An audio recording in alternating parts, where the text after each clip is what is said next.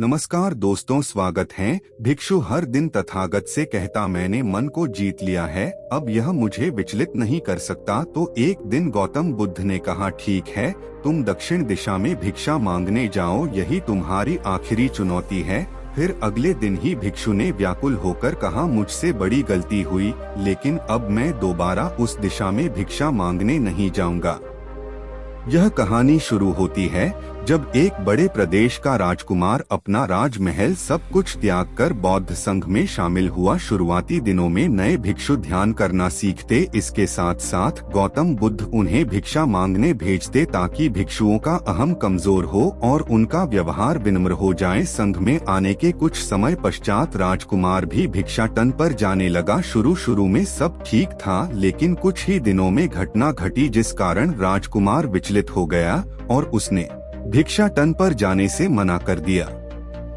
भिक्षाटन का नियम था कि भिक्षु केवल 2 घरों में भिक्षा मांगते और नहीं मिलती तो आश्रम वापस आकर जल ग्रहण करते। एक बार राजकुमार भिक्षु नगर में भिक्षा मांगने निकला और दुस्सहयोग से भिक्षा नहीं मिली। शुरू में राजकुमार भिक्षु को निराशा हुई, लेकिन कुछ ही पलों में उसका मन शांत हो गया, जैसे कुछ हुआ ही ना हो। बिना प्रयास के आज भिक्षु बड़ा प्रसन्न था। उसने लौटकर गौतम बुद्ध से कहा, आज मुझे भिक्षा प्राप्त नहीं हुई, लेकिन मेरा मन शांत है। ना किसी विचार ने मुझे परेशान किया। गौतम बुद्ध भिक्षु की सारी भावनाएं समझ रहे थे।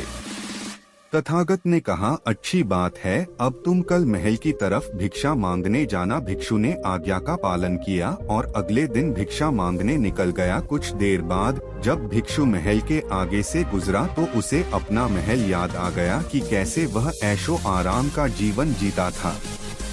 भिक्षु ने सोचा, महल में खाने को स्वादिष्ट पकवान मिलते और सेवा करने को कई नौकर होते और सभी प्रकार के सुख मिलते। ऐसा सोचते सोचते भिक्षु के मन में इच्छा हुई कि आज बढ़िया भोजन मिल जाए। तभी भिक्षु सचेत हो गया कि यह सब अतीत की स्मृतियां हैं और मैं केवल इन्हें देख रहा हूँ। पुरानी यादों के ताज़ा होने से मन में कुछ इच्छाएं प्रकट हो रही हैं, यह भी मैं केवल देख रहा हूँ। अगर मैं इन शारीरिक इच्छाओं को पूरी करने की लालसा रखूँ तो मैं मन की शांत और यह जागृत अवस्था खो दूंगा। भिक्षु ने महसूस किया कि जब जब हम स्वयं को 2 कदम आगे ले जाते हैं, चेतना का स्तर ऊपर उठाते हैं, तब मन इस प्रकार के खेल खेलता है।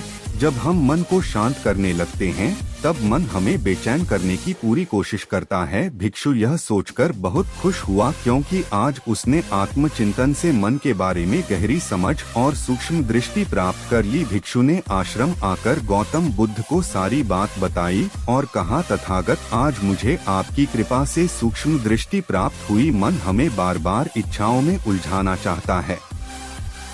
महल को देखकर मुझे भी पुराने सुखों का स्मरण हो आया, लेकिन आज भी विचार मुझे छू नहीं पाए। गौतम बुद्ध ने कहा, अच्छी बात है, कल नगर की दक्षिण दिशा में जाना, वहाँ एक हवेली है, वहाँ मन और विचारों पर उपदेश देकर आना। भिक्षु बहुत खुश हुआ। आज वो जल्दी चल रहा था क्योंकि वो उपदेश देने जा रहा था। पर दोस्तों, इस बार की यात्रा भिक्षु पर भारी पड़ने वाली थी। कुछ ही देर में भिक्षु हवेली पहुँचा और भिक्षा के लिए आवाज लगाई। आवाज सुनकर एक सुंदर युवती बाहर आई। भिक्षु ने सोचा कि इस युवती की सुंदरता को देखकर मेरे मन में कोई विचार नहीं आना चाहिए, क्योंकि मेरा यहाँ आने का प्रयोजन तो इसको उपदेश देना है। युवती ने भिक्षु को प्रणाम किया और कहा, आइए पहले भोजन ग्रहण कीजिए। भिक्षु ने भोजन किया, फिर सोचा कि उपदेश देने से पहले थोड़ा आराम कर लेता तो अच्छा होता। भिक्षु यह सब सोच ही रहा था। इसी बीच युवती ने कहा, श्रीमान, आपने अभी अभी अन्न ग्रहण किया है,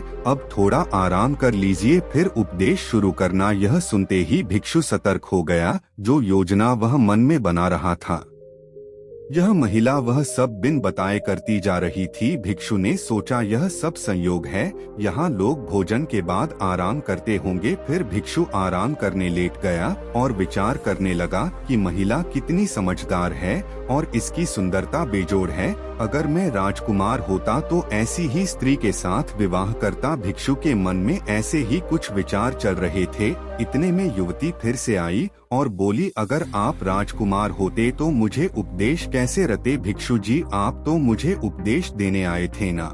युवती का इतना कहते ही भिक्षु को स्पष्ट हो गया कि युवती तो मन पढ़ सकती है। भिक्षु घबरा गया और हाथ जोड़कर पूछा, क्या आप मेरा मन पढ़ सकती हैं? युवती ने कहा, क्षमा कीजिए, ध्यान करते करते मेरा मन शांत हो गया है, इसलिए बड़ी आसानी से मुझे दूसरों के विचार अपने आप महसूस हो जाते हैं, उनकी भावनाएं समझ आ जाती हैं। जब भिक्षु ने सुना तो उसके पैरों तले जमीन सरक गई। फिर बिना कुछ बोले भिक्षु तत्काल आश्रम की ओर चल पड़ा। रास्ते में चलते हुए भिक्षु का दिमाग फटा जा रहा था, उसकी बेचैनी बढ़ गई थी। भिक्षु खुद को कोसने लगा कि मेरे मन में युवती के लिए ऐसे विचार क्यों आ रहे थे, उसने मेरे बारे में क्या सोचा होगा। अगर यह बात लोगों को पता चलेगी तो लोग भिक्षुओं और संघ के बारे में क्या सोचेंगे। आज भिक्षु बहुत लज्जत महसूस कर रहा था और वह थोड़ी ही देर में आश्रम पहुंच गया।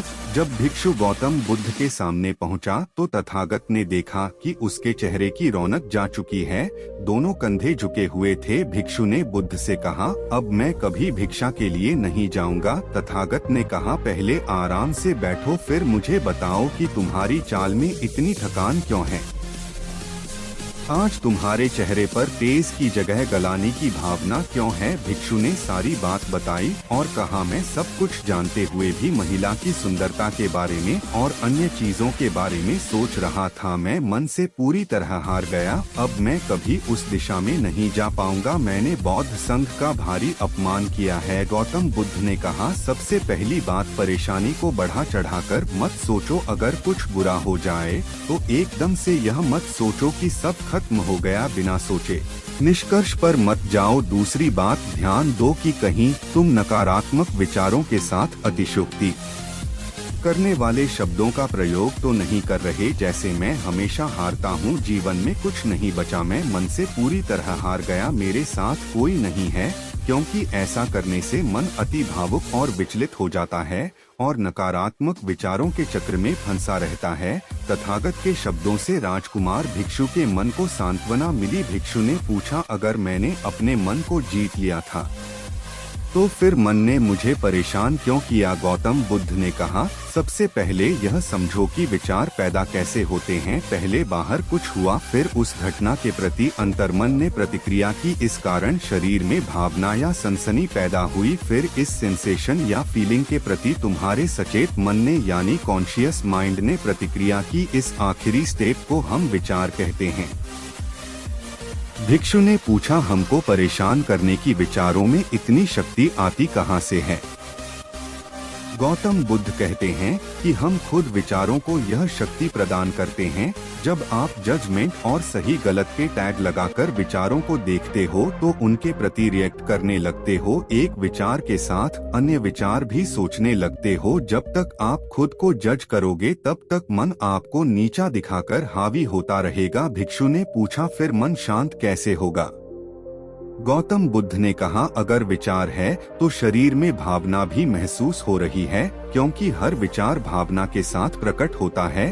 अगर आप अश्लील विचार महसूस कर रहे हो तो इसका मतलब है कि शरीर में एक भावना यानी सेंसेशंस भी महसूस हो रहे हैं और फिर आप उसके बारे में सोच रहे हो या रिएक्ट कर रहे हो। और इसी बात में मन को शांत करने का तरीका छपा है।